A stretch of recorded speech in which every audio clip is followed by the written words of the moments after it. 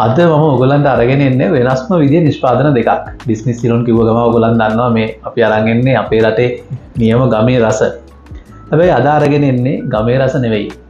ගමේ රසෙන් එහාට ගිහිල්ලා ජාත්‍යන්තරයට යන්න පුළුවන් නිෂ්පාදනය කිරීම පිළිබඳව අපි ස්ටඩි කරනවා, පරීක්ෂණ කරනවා හැම වෙලාවෙම. ඉතින් ඒ අනුව නිෂ්පාදනය වුණු නිෂ්පාදන දෙකක් තමයි අද හඳුන්වලා දෙන්න යන්නේ. මේ තියෙන්නේ ඩිස්නි සිලොන් වෙජි මීට් ටික්කා මසාලා. මේ තියෙන්නේ Disney Ceylon veggie meat pulled pork. හරි, මම මේක ගැන කියන්නම්. මේ පොලොස් යොදාගෙන නිෂ්පාදනය කරපු ටික්කා මසාලා එකක්.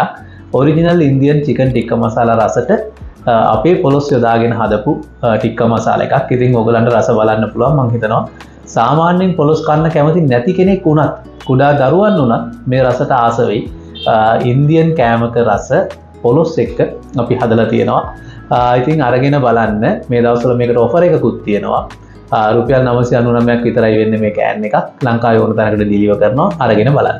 ඉතින් මේ තියෙන්නේ ඊටත් වැඩිය වෙනස් නිෂ්පාදනයක්. මේ Disney Ceylon veggie meat pulled pork.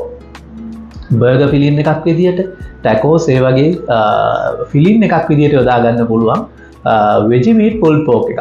මේකත් වීගන් පොලොස් වලින් හදලා තියෙන්නේ. ස්මෝකි බාබකියු ෆ්ලේවර් එකට හදලා තියෙන්නේ. ඉතින් ඔයගලන්ට ෂණිකව කෙලින්ම බර්ගර් ෆිලින් එකක් විදියට යූස් කරන්න පුළුවන්. කෑන් එක ඕපන් කරලා බර්ගර් ෆිලින් එකක් විදියට යොදා ගන්න පුළුවන්. ඉතින් මේ නිෂ්පාදන දෙකම අපේ රටේ අහක යන පොලොස් වලින් හදලා තියෙන්නේ. අපේ ගම් වලින් එන ඔයගලන් දන්නවා පොලොස් කියලා කියන්නේ වාස විස පොහොර දාලා හදන එකක් නෙවෙයි.